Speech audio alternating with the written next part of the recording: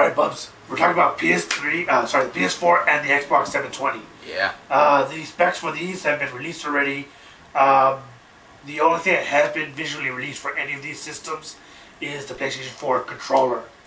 So it looks like it might be just a little bit bigger than the PS3 controller, but nothing much has changed except for a few buttons.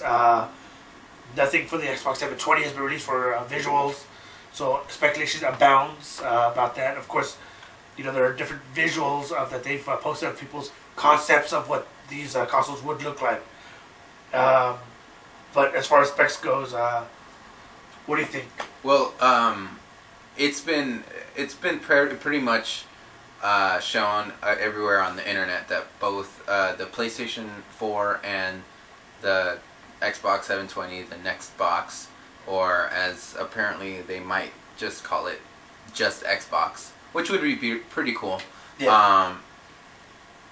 It's looking to be both pretty much the same graphically. Well, in power-wise, yeah. Yeah. So right now, all we've seen is PlayStation 4 reveal. But a good one that what I was reading was for PlayStation 4. The power-wise was a little bit slightly powerful than the Xbox 720. It did have like a bit of an edge on it. The only thing is now Xbox has the Blu-ray capabilities now. But from what I've heard, not for a Blu-ray movie playback, just for gaming. Well, we'll see. We'll see about that. Yeah. So we don't. These are our earliest news that we've got from that, but that's kind of weird. I mean, one thing that Microsoft has been trying to do since the very beginning, since they got into the gaming wars. Yeah, they didn't want to initially just make a video game console. They wanted to make a box for the living room. Like a computer for the living room that everyone could enjoy. Yeah. The gaming was just a secondary thing that they could just add on to it. Well, they made the Xbox as an introduction. Yeah. And of course, the first Xbox, I wouldn't say it tanked because people were actually buying it and they loved it, such as myself. But you know, out of the console wars, it lost pretty heavily to the PlayStation 2. Now that I heard that every time you bought an Xbox, they would lose money, or so yeah, it hurt them a bit in the beginning. But you know, with Microsoft, what they did was with the 360, when they released it, they didn't change the release date, which was smart on their part. And of course, it definitely was a whole year before PlayStation, and of course that really hurt PlayStation's bottom line with that as well. That's where the war ended with them, and 720 just kicked PlayStation's butt on that. Of course, the difference with that was the 360. Yeah. Yeah. The difference between that is the HD war that went along with the consoles as well was that Sony won out with the Blu-ray, and Xbox just lost out with the HD. And for all the people who bought that extra add-on, that hurt their pocket a lot. I happen to have that add-on. Don't worry, guys. I did not pay full price for that. But yeah, like I feel like it would be absolutely well. It would be Microsoft shooting themselves in the foot if they did not include Blu-ray movie playback. Yeah. And as so far, PlayStation's the only one that has actually revealed their product, their PlayStation 4, and you know everybody's already talking about, like, everybody's already feels like next generation means PlayStation 4. Yeah. So could it help them or could it hurt them? Because you know, as far as what they've showed us, you know, they can show us, but then Microsoft could come out of nowhere and like, you know, yeah, well, look at ours and look at what they could do, you know. So right now, you know, Sony's definitely getting a lot of press and a lot of buzz out there for what they got, and it could help them a lot when it comes to big sales this upcoming holidays. That's if Sony doesn't pull a last minute switch rule and pull back for another holiday season. I doubt could it. hurt them. Yeah, I doubt it. It looks now again, not seeing the console, but it's looking like the system's pretty complete. Yeah. But by hurting them, do you mean hurt Microsoft? Oh no, hurting Sony themselves. Because you know, sometimes you know you can say so much about your console, but then you know if you say something about it and it's not actually in the launch during the launch, you know you could hurt yourself and leave a lot of people with a bad taste in their mouth. See, I feel like the only thing that can really hurt them right now is if Sony announces, hey, guess what, guys? It's going to be $600 again. And well, they say it might be around that price. It could be for the bigger version, not by console size, but bigger as memory, maybe extra stuff on there. But like you know, just like with any other consoles, when you come up the basic cheaper version with the less bells and whistles. But these are rumors of maybe around that price. But see, we'll wait I and mean, see. If they pull the $600 price tag, then you know they have to have also lower tiers. I feel like they've learned their lesson from last time, and right now they're going off against their main competitor last generation. Yeah. And what rumors still kind of bothers me is the backwards compatibility of the PlayStation 4. They have not touched on that yet. I'm still trying to figure out if they are going to do backwards compatible. Because last I heard, they were not. Well, I'm fairly. I believe they. I don't remember who was, but I believe that they did actually say that it was not backwards compatible, and that's that the actual system was not backwards compatible with the disc, but with the purchase of Gaikai, they'll have a service where you can play all of the backlog of PlayStation 3, 2, and 1 games. And now, but what about the ones who have the hard copies in their homes? Like I have a few games I have at home as well that I haven't thrown away or sold because they were games I've replayed over a few times. I mean, you know, are they gonna have like a patch to download, like or a download? You know, it's like well, it looks like it. I'm thinking it's going to be a service. I mean, just like anything else. Because like with the difference between the the Xbox 360 and the PS3 was that PlayStation was saying, hey, we can play all of our PlayStation games plus 2 and 1. Don't worry about it if you can't afford the newer games. You can still play your older ones on this console. The Xbox, unfortunately, couldn't do that unless you download something for it. And some games were able to do it, but not all. I mean, no. The Xbox 360 was actually really good with their backwards compatibility. Yeah, but some games you had to actually download some stuff. For I forgot which games they were. It was a few games that they couldn't do it. See, I don't think that backwards compatible is really going to affect them in the next generation. Oh no, yeah, I know, but I'm just saying for people who want to get the newer system, but yet still want to play the older games because they can't have you know, like some like you know, you get those few people who buy the consoles at opening launch, but they buy like 5 games at opening launch. But there's some people who could only afford the console and maybe like 1 game. You know, they're still playing that 1 game and it's done. If it's not backwards compatible, you know, you're screwed. You know, of course you got the download. You could download games as well. Yeah. But you know, not everybody has internet, which kind of sucks. But you know, that's how it is out there right now. But you know, just stuff like that, just kind of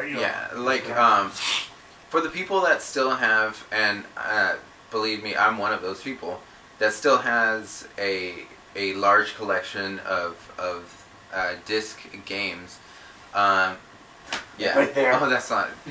That's just maybe a quarter of what he has. Tip. Oh, a quarter. No, that's the tip of the iceberg. Yeah. the people that still have the discs, well, I wouldn't say they're out of luck. You know that you have the disc because you have the console. Yeah. Just keep your console. But then after a while, you have less and less room to have that console, which kind of like hurts a little bit. Like a little bit. Yeah. I mean, it's because nowadays some TVs are coming with less and less connections. Like, come on. Yeah, I mean, if it's really expensive to be a gamer nowadays. Yeah, it is. But yeah, like the PlayStation 3 at least so far. The PlayStation 4 so far has some sort of solution. Oh, what I was gonna mention before is their service might be just like what I'm thinking. It would be like just like Netflix or Hulu. Like you pay a subscription, and then you can watch a whole bunch of movies from their service. So, PlayStation has never charged to go online. Unless you subscribe to PlayStation Plus. Right. That's usually get like special stuff that at either discount price or before some other people. Yeah. Which is actually a pretty cool idea for people who wanted to do that and didn't mind doing that. My cousin did it. He liked it. He thought it was pretty cool. It's awesome. Yeah. I get free games every single week. PlayStation Plus, it's worth it. But when it comes to the new system, maybe they're going to start charging for to pay to play games online. Yeah. It's not so it's not so bad. On Xbox 360, you pay $60, the price of one game for a year. And chances are PlayStation they're gonna start doing that, but then give you a lot of stuff. They want to compete with Microsoft, and right now they're the only ones that have announced their console, and they want to make sure they win this time, because last time they were released a year behind the Xbox 360. They played catch up the whole time. They were playing catch up the whole time. So we're gonna see how this plays out. I'm excited for the PlayStation 4 more so than the Xbox 720. As far as for like the Xbox 720, a good thing for the Sony backers, like fanboys and everyone who likes the PlayStation. Another thing that might help them out is Xbox. It isn't released yet. Don't take my word for it. They might be just doing play online only, and your game will be locked to that console. You cannot be able to take it to GameStop if that game sucked. You won't be able to rent it or like on GameFly. You won't be able to borrow from a friend because it's locked to the console. That will definitely help PlayStation out a whole lot with that area as well, because they have not. They said they were going to do it at first, but it looks like they might not do that, and that would help them a whole lot as well. That's the only drawback for Microsoft that I've heard a lot of people talk about, that they will not go to the next Xbox because of that fact alone, because that's kind of stupid. Yeah. So what we've seen so far with PlayStation 4, it's mostly been positive. We've seen a reveal. We've seen a lot of features that it can do. The Xbox, Microsoft has not even announced it, and it's already getting a lot of negative reaction because of some higher up in the company tweeting about it's only going to be tweeting about the service being online only, and talking about, oh, my the signal goes out on my cell phone sometimes. I better not use a cell phone. It's basically in a very smug way. So gamers are not liking that. In-game ads. Yeah. For both systems, I believe. Yeah, I like it. People. That kind of takes it out, because like if you're playing like any kind of game like on like Fruit Ninja or anything like that, or Angry Birds, and you get an advertisement that pops out of nowhere in the mid of your game, that's very annoying. But if it's exactly like they say it might be, like we're playing Need for Speed or any other like Grand Theft Auto, and you see billboards, instead of billboards of game advertising, stuff that you'll never see in the real world, it might be actual advertisements for actual products like Coca-Cola or anything like that. Billboards will be for advertising for actual products in the real world. I don't know how that would play, how that would work. Yeah, as long as it doesn't affect the gameplay, that's then fine. Then I'll be all for it. I'll be all for that if that's actually how it would go. But if it's actually in gameplay, when they're playing, or during loading, if it's during loading times, I don't know. Maybe during loading times it'll be okay, but I don't know. It depends on what the hell's going to happen. The problem for me though isn't necessarily ads, and I'm like, if developers allow ads, then sure, that'll pop up. But chances are that's not the main reason. It's to combat the used game sale, but sales. But it's really gonna affect all of these other people, like people in remote areas that have very low quality internet and have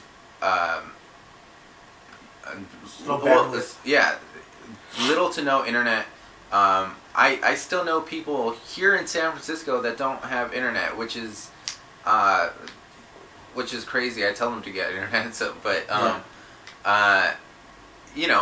for a place, a very populated place like this, for someone still not to have an internet connection. Yeah. So as far as crappy internet goes, it's just not fair to some people. Nintendo and doing their with them, in the next gen console wars, as far as controller innovation goes, you were saying that the whole thing was with Nintendo, they're always one step ahead of everybody else. Nintendo's always trying to innovate with their systems, and it doesn't necessarily mean like graphics. Like graphics isn't the most important part. I feel of buying a new console, or else people wouldn't buy. Like, people would be playing handheld games and be like, "Oh man, the graphics on this are crappy." Like that. No, but it is a part of the whole experience of when you play a game. Right. With that, but Nintendo, it's just they so Nintendo has always tried to innovate in different ways. They've always tried to think of different ways to play, to interact with the game. Exactly. Like I was thinking about going back in time, or rewinding the clock a little bit, to the original Nintendo. The original Nintendo had a controller with a D-pad, that cross pad, this thing right over here.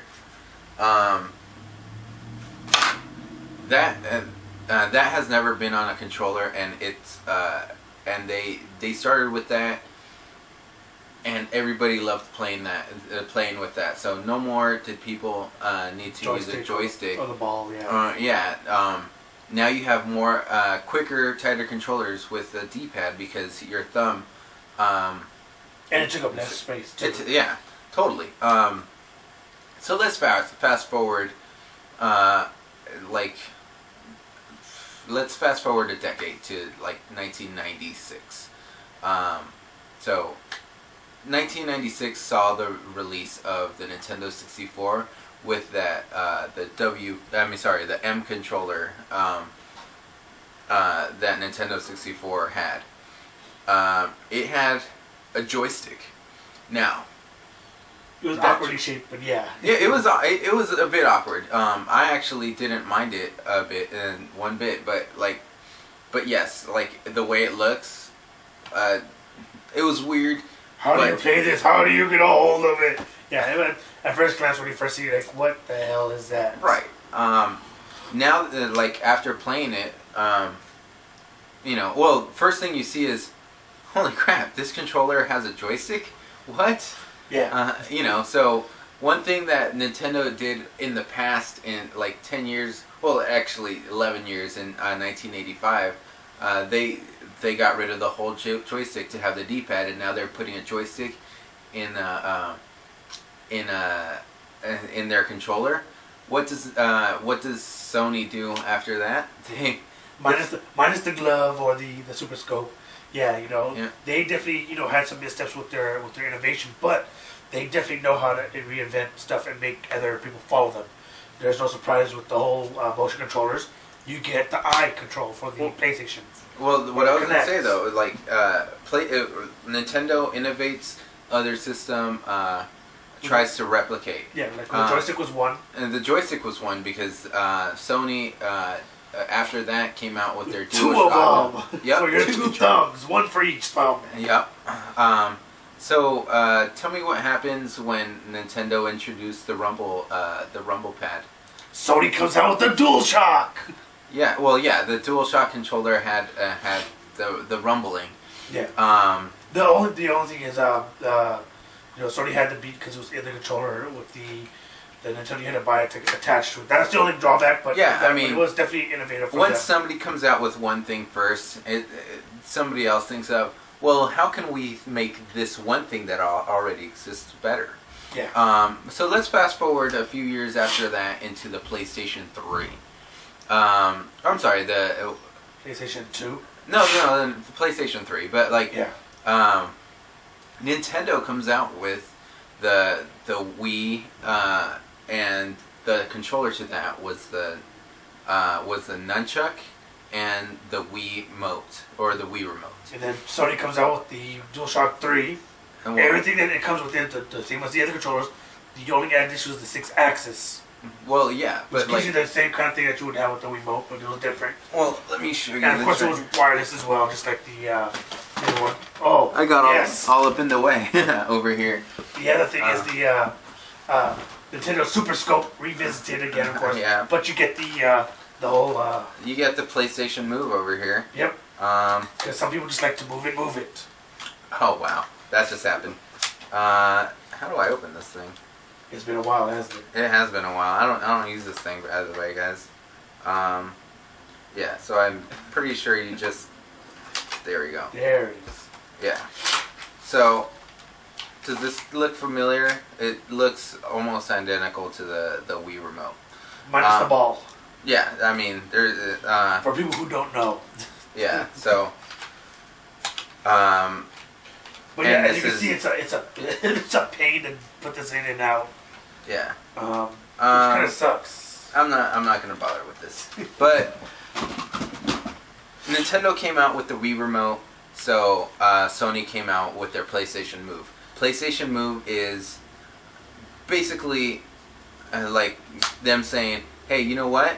Let's do this again. Let's see what Nintendo just did, and then we'll try to replicate it." And then Microsoft answered back to both of them and said, "Yeah, well, we got something better than that. We make the players the controllers." Yep. Now dance. Now dance like you want to dance. That was a cool thing about Microsoft. I think in that one Microsoft definitely wins out because for people who go to the arcades and play Dance Revolution, that was definitely a thing that a lot of people liked about it. And nothing funnier than watching your parents play Wipeout in the living room with the Xbox Connect. Just funny watching adults run in place to play Wipeout or to play Dance Revolution kind of games in the living room. It's just funny watching your parents do stuff like that. It's always a kick to see them try to stay in touch with gaming. Yeah, I mean, I feel like Nintendo doesn't really have to compete. Either way, they still have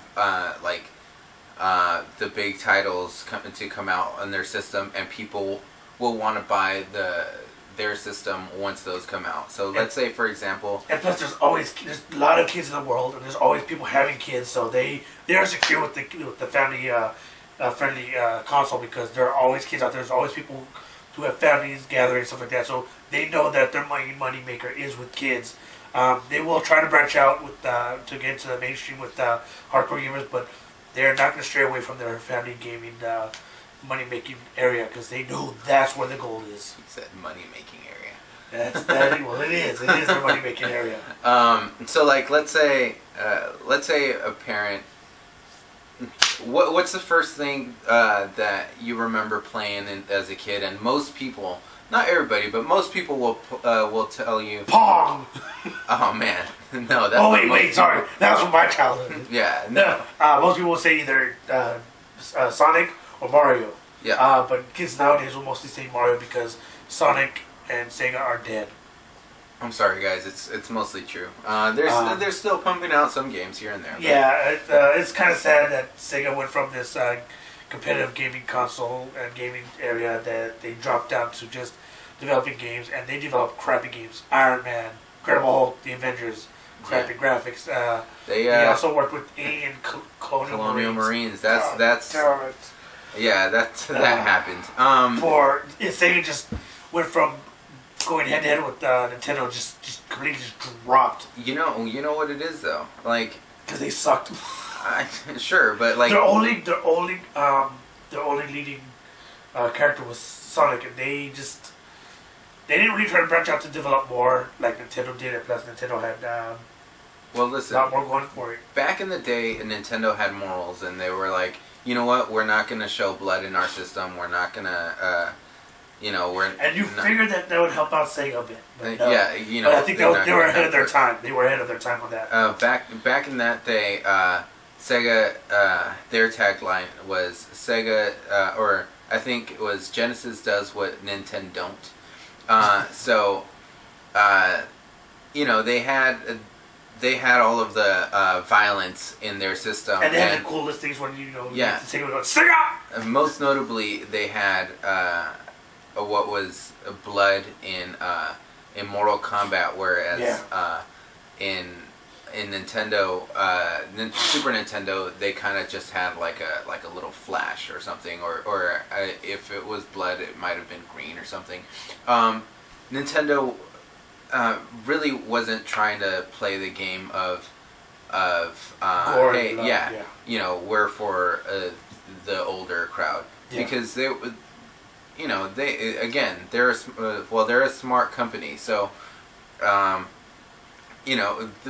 people that are gonna want to play this are mostly kids, and so with Sega, as time passed by, they couldn't just base their systems on we're gonna have blood, guts, gore, and all that, because ultimately what people want to do is play something new.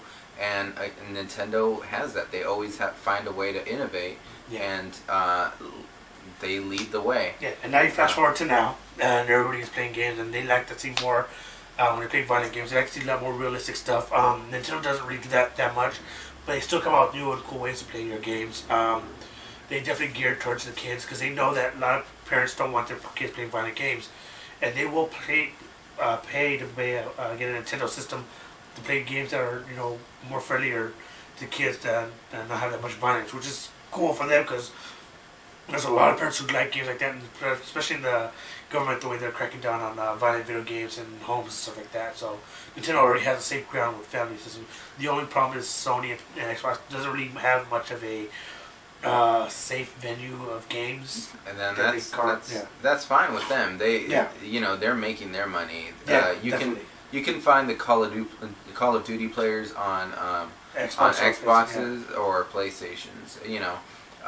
Sure, they came out with Call of Duty Black Ops 2 on the Nintendo Wii U, but that's not what the average Nintendo player wants to play. That's just Nintendo's way of slowly breaking into the more hardcore kind of gaming.